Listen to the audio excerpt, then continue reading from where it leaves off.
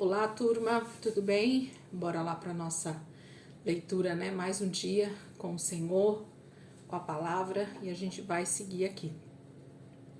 Hoje, sexta-feira, dia 6 de dezembro, vamos seguir, né? Estamos aí na reta final, já dezembro, e nós vamos perseverar aqui e terminar esse ano de 2024 meditando na palavra, né? Lendo a palavra, vai ser bênção demais.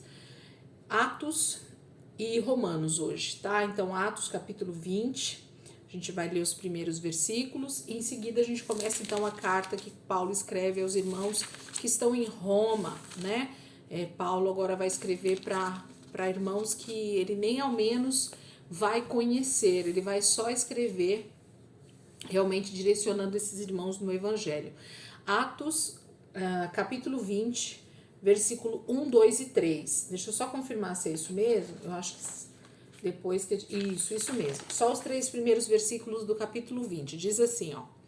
Cessado o tumulto, Paulo mandou chamar os discípulos e depois de encorajá-los, despediu-se e partiu para Macedônia.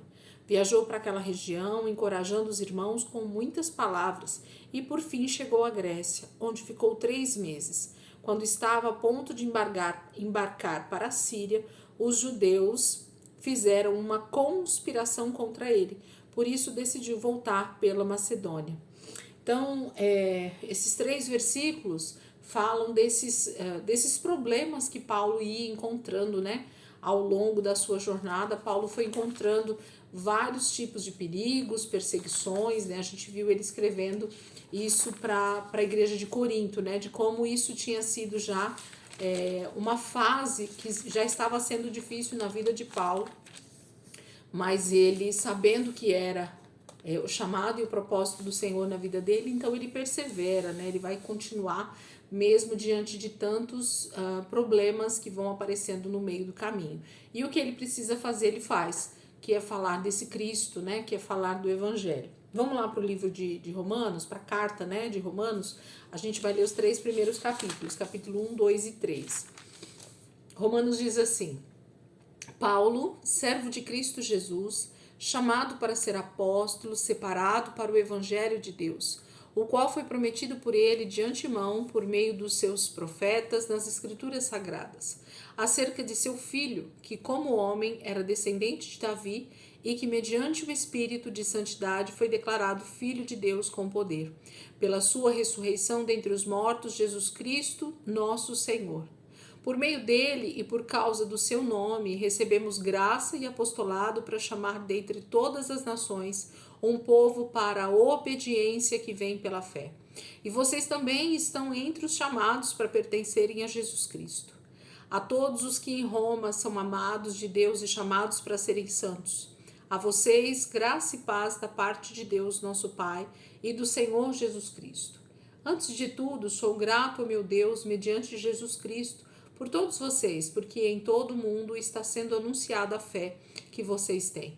Deus, a quem sirvo de todo o coração, pregando o evangelho de seu Filho, é minha testemunha de como sempre me lembro de vocês em minhas orações. E peço que agora, finalmente, pela vontade de Deus, me seja aberto o caminho para que eu possa visitá-los.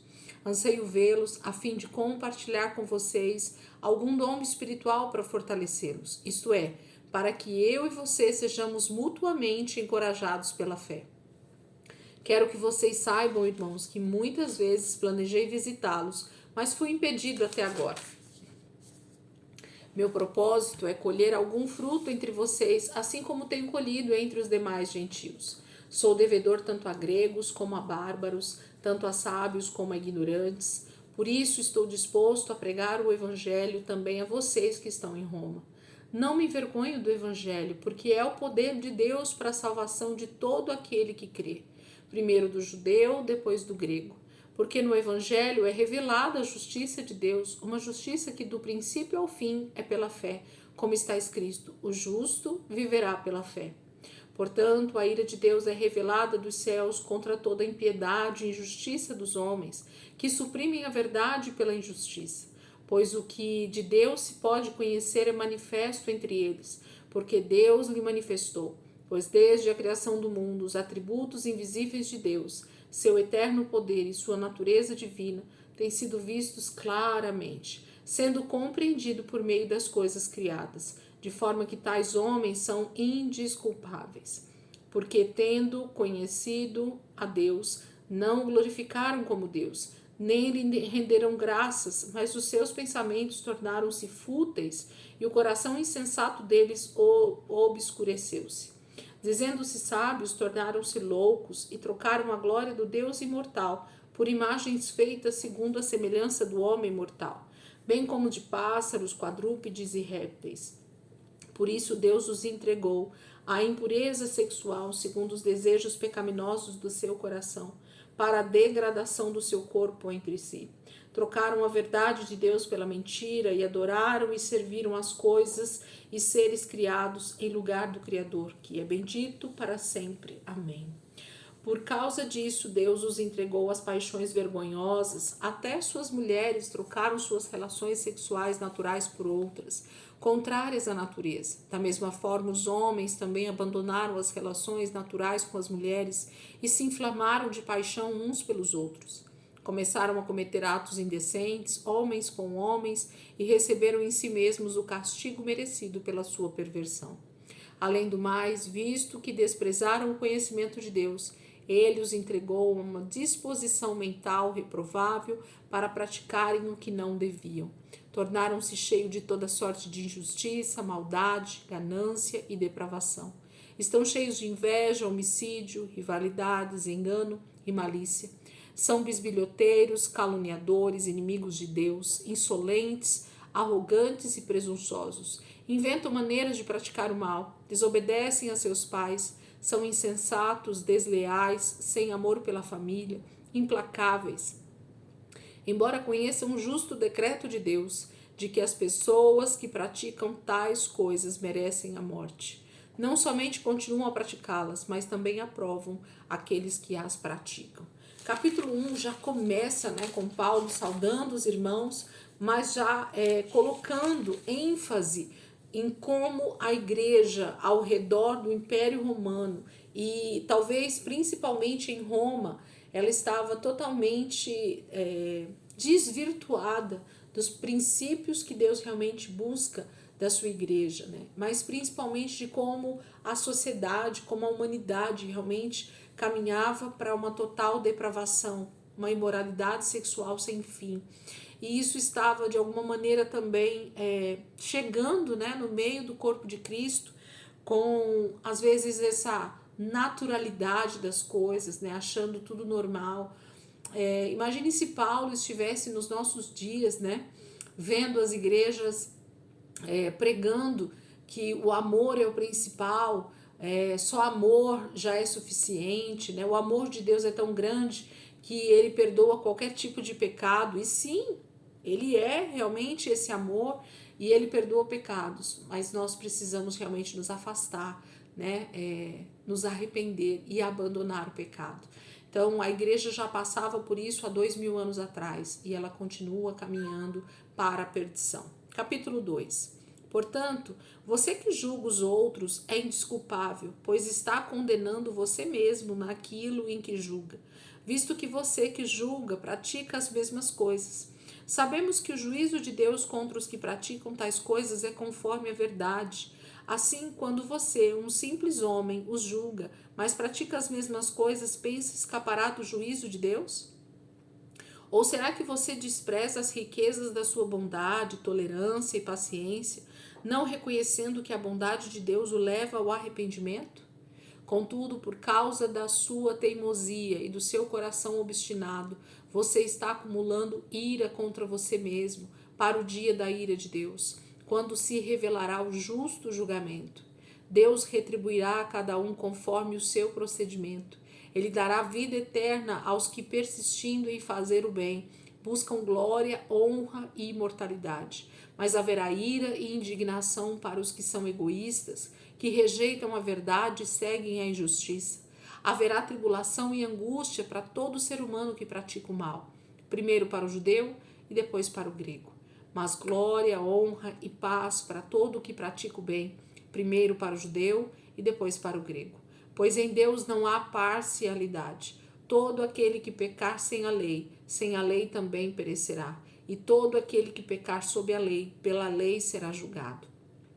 Porque não são os que ouvem a lei que são justos aos olhos de Deus, mas os que obedecem à lei, estes serão declarados justos. De fato, quando os gentios que não têm lei praticam naturalmente o que ela ordena, torna-se lei para si mesmos, embora não possuam a lei, pois mostram que as exigências da lei estão gravadas em seu coração.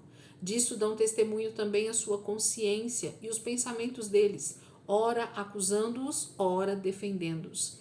Isso tudo se verá no dia em que Deus julgar os segredos dos homens, mediante Jesus Cristo, conforme o declara o meu evangelho. Ora, você leva o nome de judeu, apoia-se na lei e orgulha-se de Deus. Você conhece a vontade de Deus e aprova o que é superior, porque é instruído pela lei. Você está convencido de que é guia de cegos, luz para os que estão em trevas, instrutor de insensatos, mestre de crianças, porque tem na lei a expressão do conhecimento e da verdade? Perdão. Ele diz, eu pensei que ele já ia fazer a pergunta. Instrutor de insensatos, mestre de crianças, porque tem na lei a expressão do conhecimento e da verdade. E então, você que ensina os outros, não ensina a você mesmo? Você que prega contra o furto, furta? Você que diz que não se deve adulterar, adultera? Você que detesta ídolos, rouba-lhes os templos? Você que se orgulha da lei, desonra a Deus desobedecendo a lei? Pois como está escrito, o nome de Deus é blasfemado entre os gentios por causa de vocês.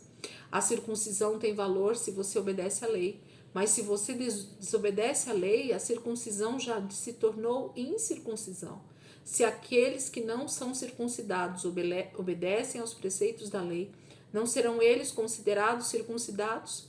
Aquele que não é circuncidado fisicamente, mas obedece à lei, condenará você que, tendo a lei escrita e a circuncisão, é transgressor da lei.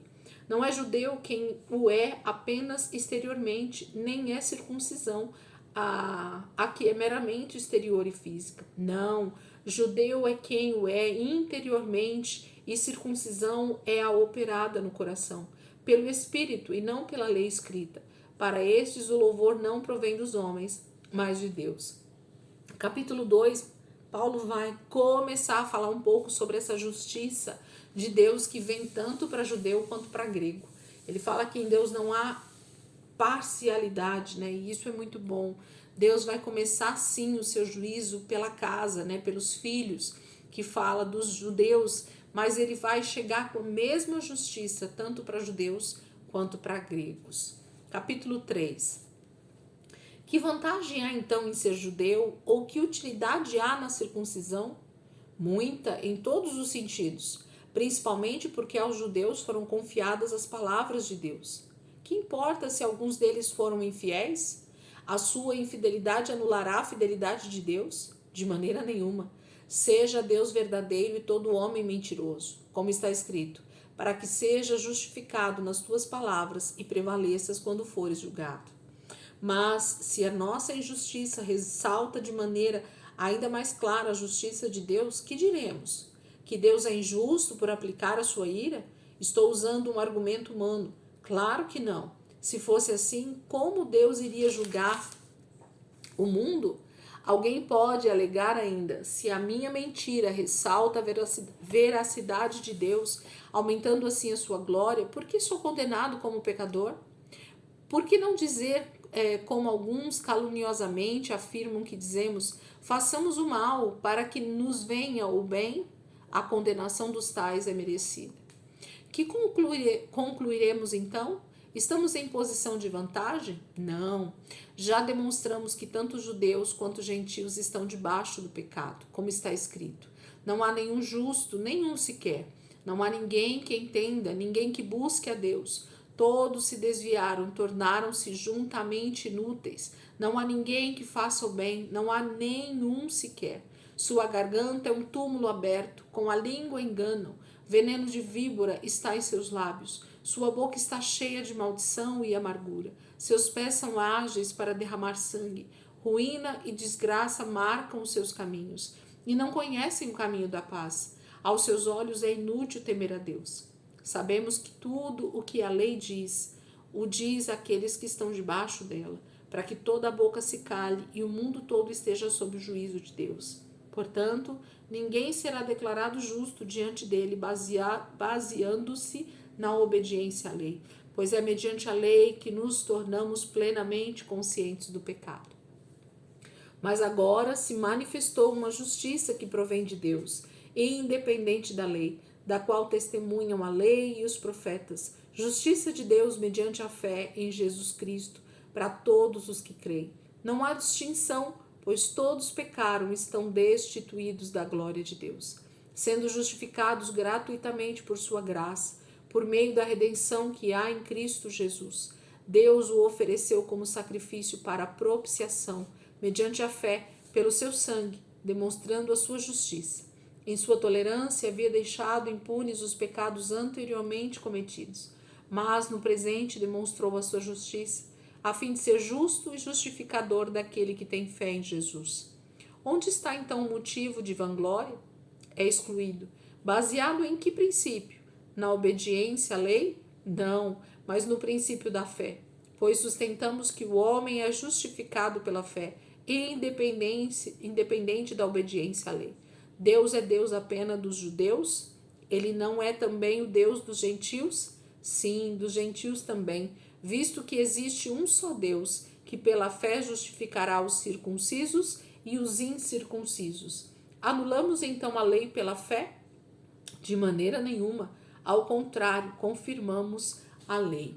Capítulo 3, Paulo vai falar sobre essa questão de não haver distinção para Deus e que a mesma maneira que judeus devem ser salvos pela fé, crendo, em Jesus como esse remidor, como esse salvador, e mesmo assim continuando obedecendo a lei, porque Cristo veio para nos mostrar que é possível nós obedecermos a palavra de Deus pelo seu Espírito.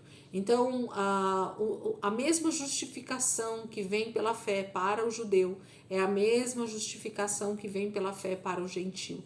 Paulo vai ser extremamente profundo na sua carta aos Romanos. Te aconselho aí a, em algum momento, ou agora, ou em outro momento do ano que vem, parar e fazer um estudo minucioso da carta aos Romanos, porque é uma carta especial de Paulo, realmente, a Roma e toda a igreja em geral, porque vai falar sobre a questão da justificação, vai falar sobre o viver realmente pela fé, da lei e da graça, e nós precisamos, como cristãos, entender esses princípios para que a gente possa realmente ser transformado cada dia mais à imagem e semelhança de Deus e crermos que a nossa santificação e a nossa salvação, elas estão baseadas na fé e não em obras, e não em de quem eu sou filho, e não em uma descendência, De outra maneira, nós estaríamos anulando o sacrifício na cruz, tá bom?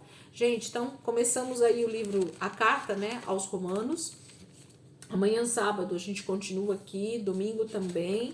Iniciamos a semana 51 dentro da carta aos Romanos. Terminamos ela na terça-feira. E aí, da quarta em diante, a gente volta para Atos, finalizando o final de semana que vem, Colossenses, Filemão e Efésios. E a gente vai seguindo. Falta pouco. 3 semanas aí, simplesmente, para nós terminarmos esse ano.